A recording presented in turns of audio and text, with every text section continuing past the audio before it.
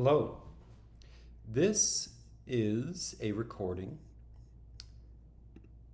presenting my own use of the lectio divina method for reading comprehension. Now, that is not a guarantee, let alone, whoops, what have I done?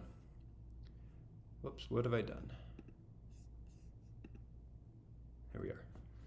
Let alone a promise. It is a hypothesis. As I was sitting at a coffee shop today, looking at the appointed reading, in the Orthodox Church there are appointed readings throughout the calendar year, like the teeth and gaps in a gear turning. As it turns, it lets the teeth in, and as it turns, the gaps are removed. This turning of the calendar season allows us to season our comprehension daily. But as we read day after day after day, we might want to lean in and press and find more. Techniques come into play. And one technique that I have learned about and want to share with you is the technique of lectio divina.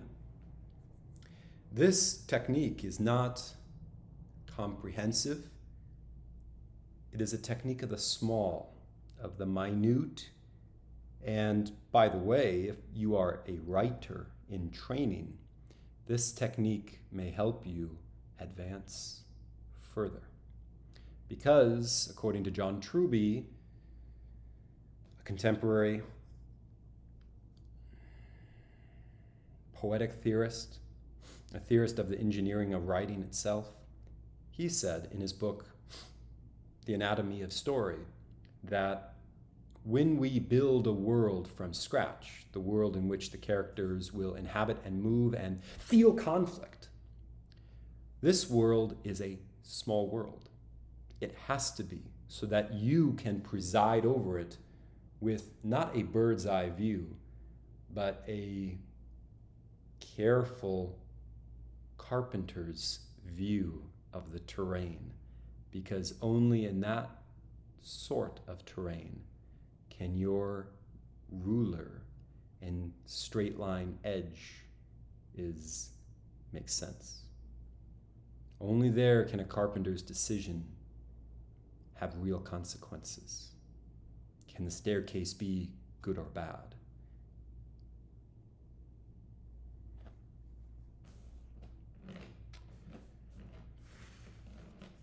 Here's what I did. It took less than 40 minutes, this technique. And it's good to have a piece of paper with you.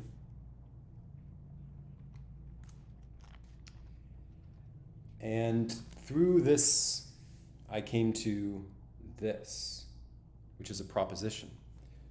The fruit is a kind of approval, or fruit is approval, or the fruit is a species of approval. Approval here being, in Aristotelian terms, a genus. This broad abstraction, call it duty or whatever, that has to have some concrete instances to make sense and be something in the world. In this case, fruit. On the vine, at the limb, in a liminal sort of logic. And I don't want to say that result is accurate or descriptive. I want to say it was the fruit of this study.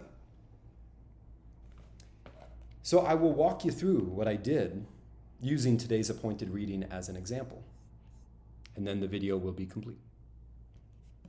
So first thing I should note, when doing this kind of lectio divina, this kind of divine reading, or shall I say reading of the divine, or I would rather say close reading of the small world we are in.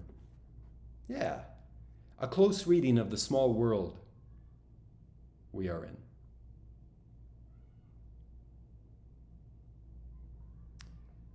It is a method of comparison.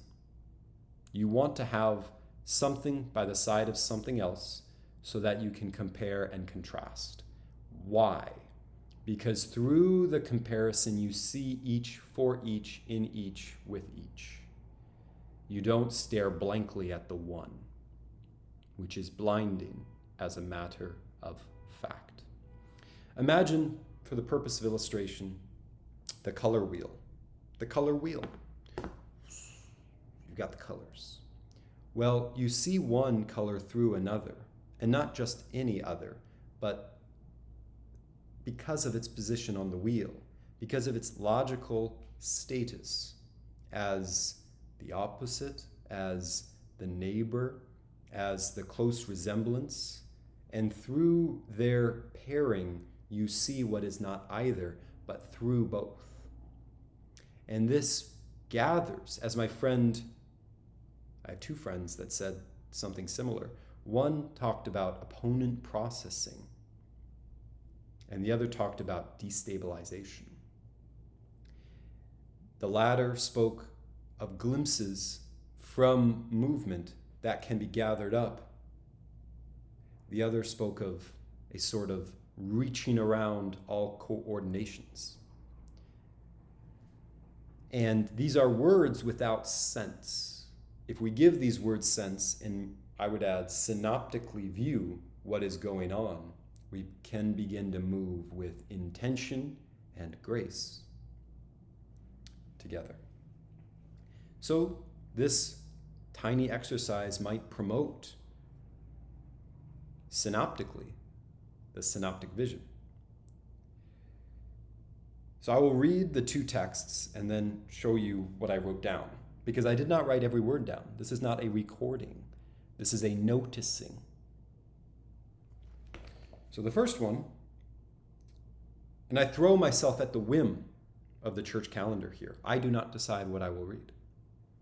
Romans 13. If you have your Bible. Romans.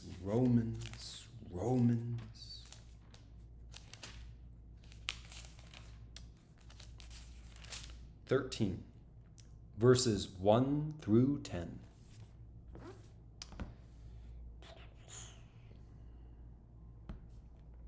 I will read it plainly. I am not a chanter. Someday, maybe.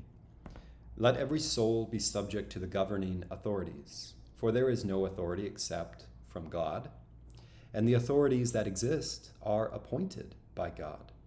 Therefore, whoever resists the authority resists the ordinance of God, and those who resist will bring judgment on themselves.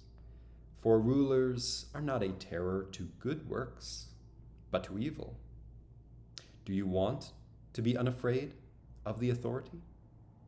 Do what is good, and you will have praise from the same. For he is God's minister to you for good. But if you do evil, be afraid, for he does not bear the sword in vain.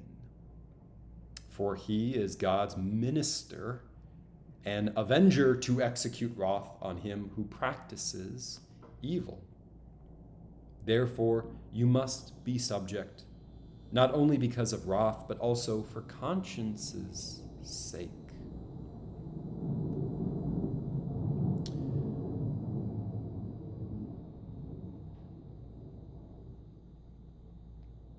There's an air show where I live, and fighter pilots are flying over the roof. As Pinchan would say, they're cutting the sky with a thick blade. And they are circling around.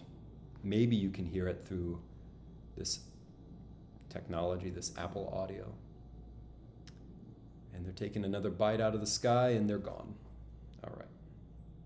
Where was I? Oh, yes, for conscience's sake. Verse 6, for because of this you also pay taxes. For they are God's ministers attending continually. Here they come.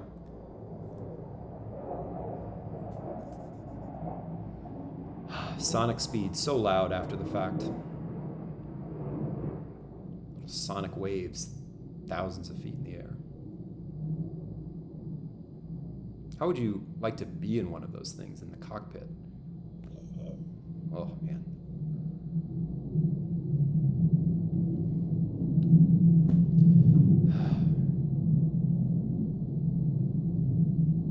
Is there such a thing as a pontoon in the sky that doesn't make all this sound? It's a free air show, and it's a good thing, in fact. As this verse is saying, we ought to honor all, pay honor to each as is due. But this is causing idle time on the screen. Oh well. Oh well.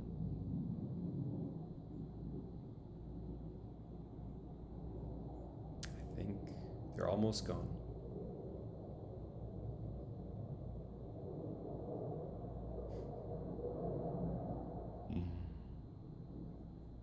Okay.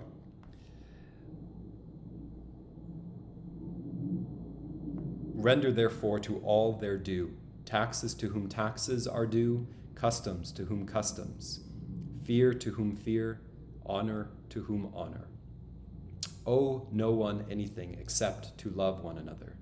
For he who loves another has fulfilled the law.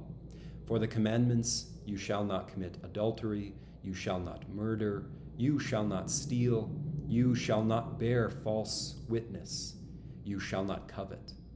And if there is any other commandment, are all summed up in this saying, namely, you shall love your neighbor as yourself. Love does no harm to a neighbor, therefore love is the fulfillment of the law. So what I did was, after reading that, I did not go back to it. In fact, I sat with it at once in the first reading with my notebook open and my favorite kind of pen, species of pen, instance of the pen, is Uniball. This is not an advertisement, but these things are archival quality, acid-free. They don't bleed on the page.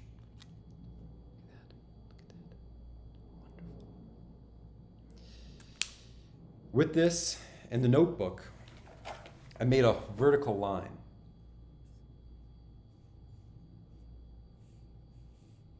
I gave it a title, Lectio Divina, and then on one side I wrote, can you hear that? Man, I think he's trying to land on my roof, the fighter pilot. In the cop sounds.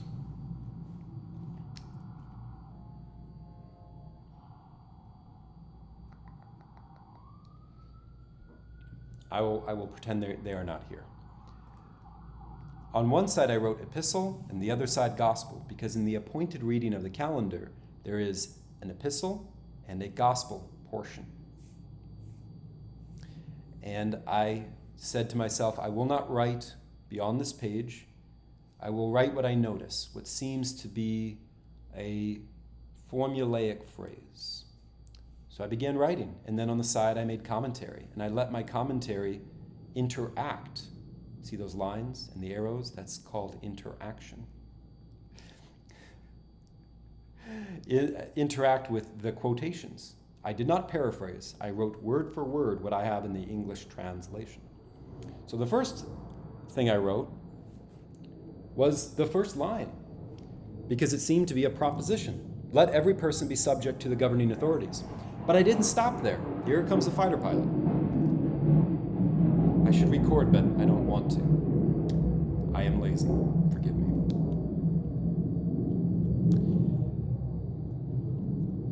I poetically enjambed, E-N-J-A-M-B-E-D, the line.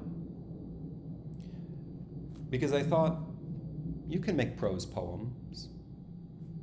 So I said, let every person be subject to the governing authorities, but I said it in this way. Let every person, stop, that's a concept. space, jump a line, be subject. That's another concept.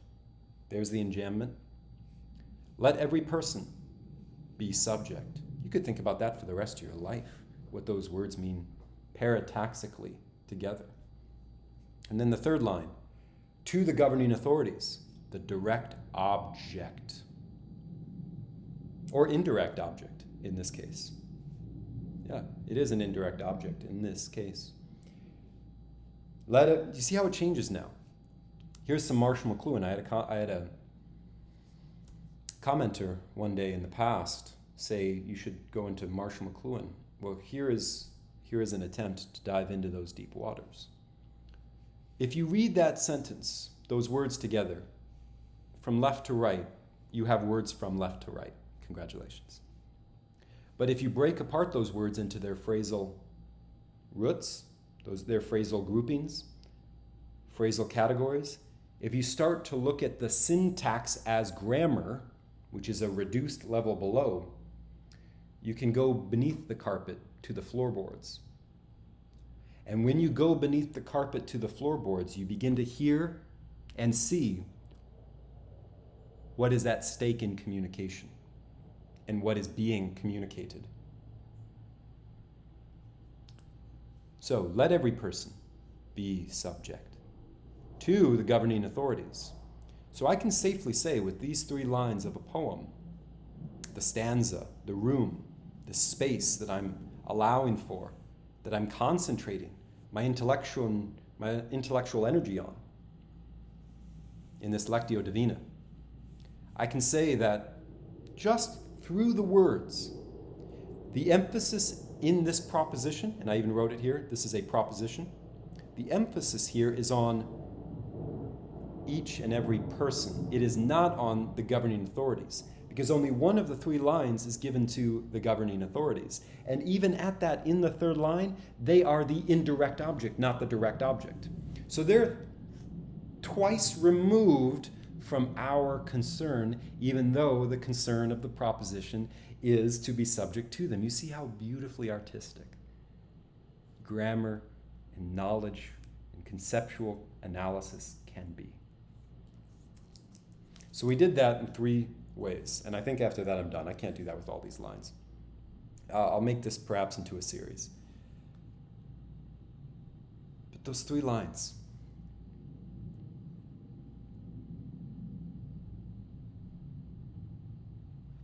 so that tells me throughout the rest of this portion, which goes down to here, we are going to be talking more about ourselves and how each person ought to be subject. Well, that requires fleshing out, doesn't it? Because there are wrong ways to be subject, and therefore there are antithetically good ways to be subject.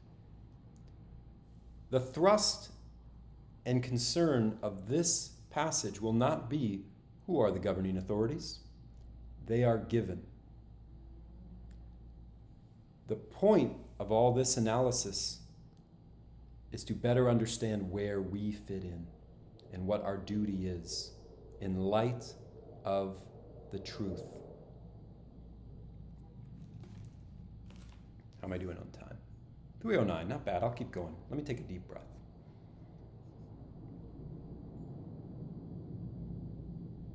So then I kept going.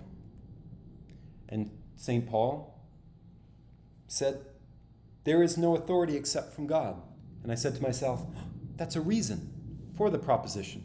Let every person be subject to the governing authorities. Okay. I made a little arrow and arrow. And then I kept going. And those that exist have been instituted by God. Sounds like the same thing being repeated, but it's not. It's the same diamond turned slightly. So you can see a different refraction of the light through the prism, through the structure, which does not change. Grammar, wonder of wonders, is it not? Crystal. Crystal. Grammar is the crystal of the necklace of prose. And I said, there is an implied antithesis in this seeming repetition of that first reason for the proposition. And what is that implied antithesis?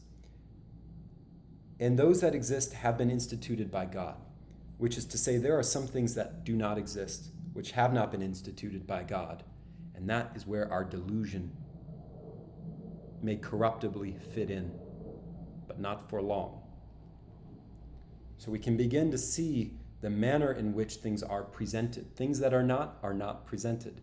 However, because they are, insofar as they parasitically cling and parasitically bite and parasitically drain before they end, so too that unreal reality, that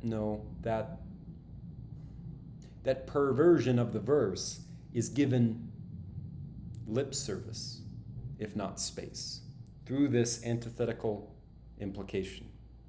And all that with what? 25 words? And how quickly we skate over the ice without stopping to chip away at it, to fish in it, to be fishermen and fisherwomen. Forgive me.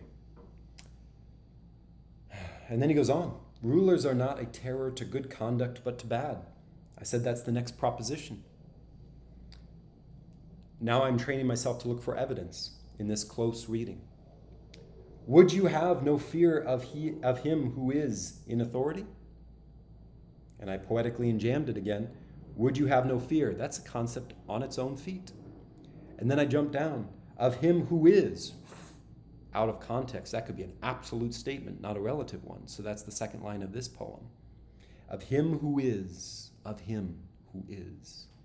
And then the third line, in authority, that prepositional phrase, in authority. You see, that matches color wheel-wise in this grammar to what I said up here.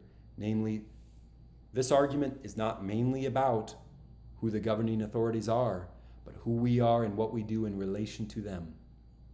Because the frequency of the words are about the subject known as the person who would or would not be subject.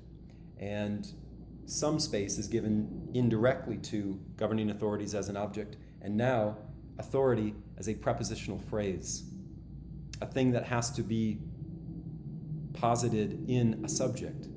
So it's repeating that that's not the main point. The governing authorities, the governing bodies. And I noted, here's a variation on a theme. This sticks out. Why? Because it's a rhetorical question. Would you have no fear of him who is in authority? Up here we have some commands. Let every person be subject to the governing authorities. Here we have a rhetorical question. Different. It stops us in our tracks. It colors our attention. What will he do with this rhetorical question? Will he treat it the same way he did the proposition, namely by giving reasons? Or will he just let it sit or float there without evidence? And if so, why? Why does a rhetorical question not deserve reason? Is it its own reason? What would that mean? Let's see what he does. He goes on, then do what is good and you will receive his approval.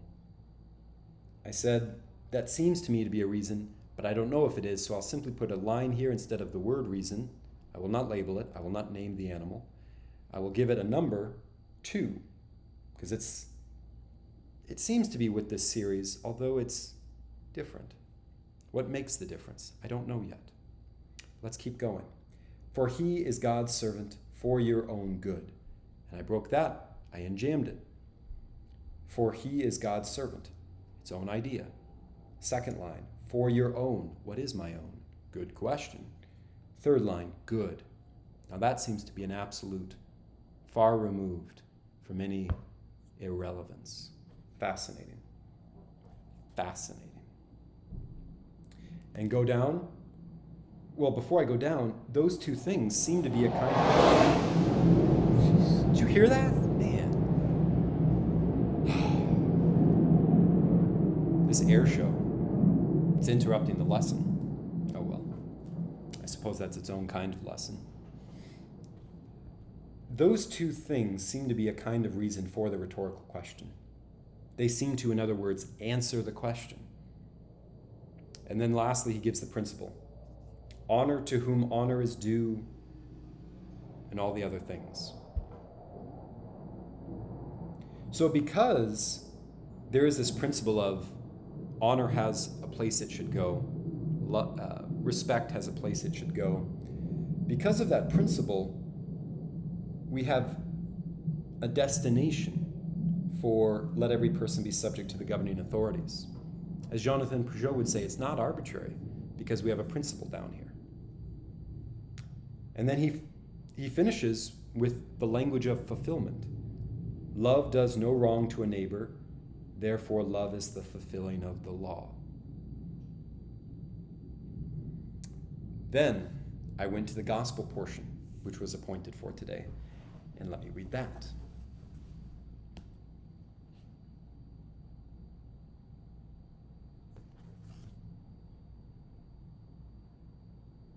Matthew chapter 12.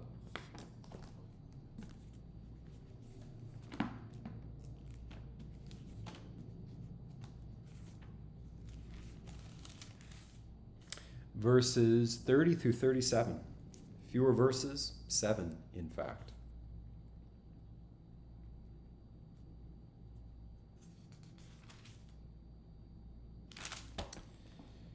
He who is not with me is against me, and he who does not gather with me scatters abroad. Therefore I say to you, every sin and blasphemy will be forgiven men, but the blasphemy against the Spirit will not be forgiven men. Anyone who speaks a word against the Son of Man, it will be forgiven him. But whoever speaks against the Holy Spirit, it will not be forgiven him, either in this age or in the age to come. Either make the tree good and its fruit good, or else make the tree bad and its fruit bad. For a tree is known by its fruit. Brood of vipers, how can you, being evil, speak good things? For out of the abundance of the heart the mouth speaks. A good man out of the good treasure of his heart brings forth good things, and an evil man out of the evil treasure brings forth evil things. But I say to you that for every idle word men may speak, they will give an account of it in the day of judgment. For by your words you will be justified, and by your words you will be condemned. And I followed the same program. There's a gap here. The gospel is dense, especially Matthew. I couldn't write everything I wanted. The first thing I noted, the Lord said, "He who is not with me is against me." And I put it side by side of the first one, trying to follow the flow of argument literally, or linearly, excuse me. And I poetically enjammed again what would have been normally a left to right prose. The Lord said, "He who is not." Powerful juxtaposition. The Lord said, the Lord. He who is not. Affirmation, denial. One could spend a summer teasing out the nuance of that particular diamond. Next line, with me, a prepositional phrase, ambiguous too, or infinite, is against me. Denial, first line, is against me, affirmation. But that against plays with this absence presence. So we have sort of conceptual couplet, if not rhyming couplet. The Lord said, "He who is not with me is against me." So we almost are talking at the level of being with. Is he all places at all times? And we have no other option than to be with or against? What a decision. What strict justice, in other words. So already I'm starting to see, comparatively, these things are about justice and the deeper layers of justice. Next part, he who does not gather with me, I'm noticing the repetition of with. So I put it at the end of this because I wanted to draw out attention, since the writer seems to be doing this, about how important it is to be with him in these circumstances. He who does not gather with me, he who is not with me, he who does not gather with me, my mind in this parallelism is being educated to repeat after him, against. So he says with a different word, and this word is scatters. And scatters is not the same thing as against. It fleshes out the against. From the abstract to the concrete, it comes back to go against. And then I said to myself, you know what? This sounds similar to let every person be subject to the governing authorities, for there is no authority except from God. So of course, if there is no authority except from God, we who do not gather with the Son of God scatter.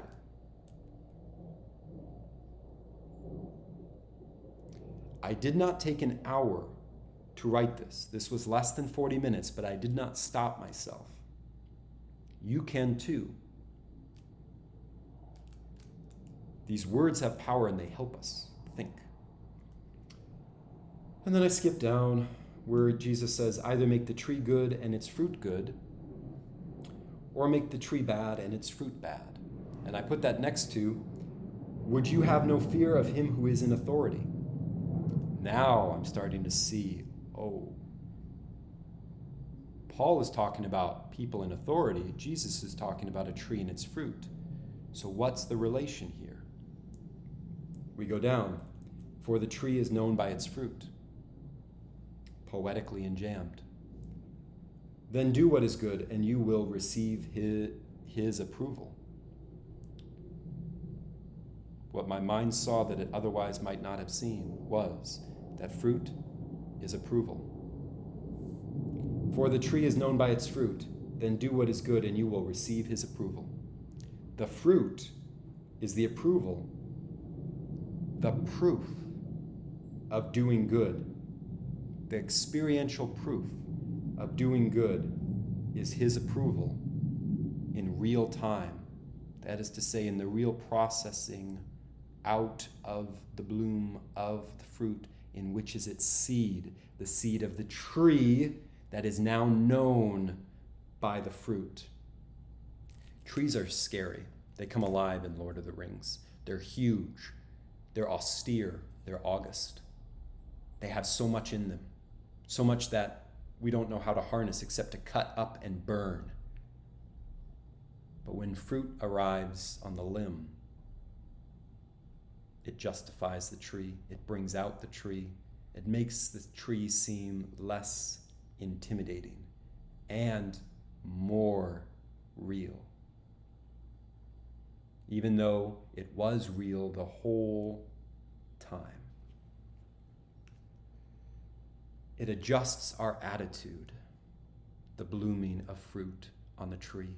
It adjusts our attitude experientially. Oh, God. I mean, no wonder these hymnographers were able to write. Do you see? Here's the drama. For he is God's servant for your own good. And then Jesus says, it almost explains the register change.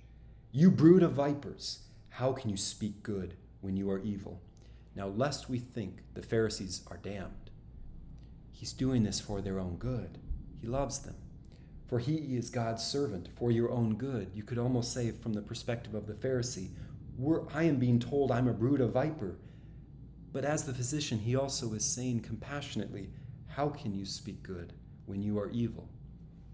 May this enlighten me to say, Lord, help me. I know you are God's servant, and I know you are here for my own good.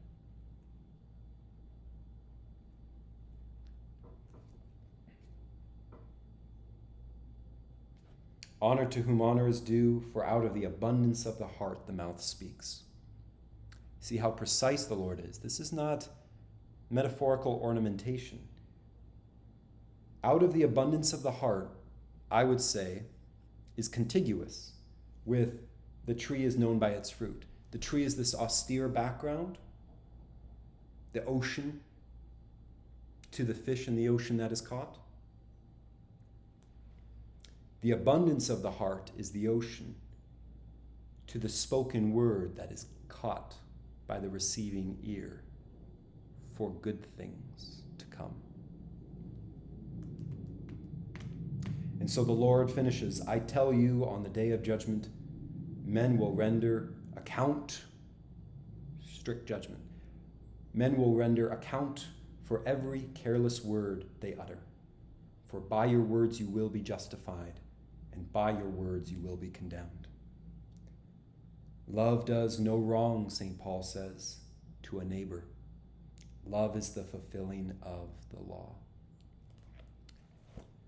Now, do I know what to do with all that? No. But I have to say, I am glad I did it. And you might, if you wish, try comparing passages, small worlds as well. It might make your world and my world bigger.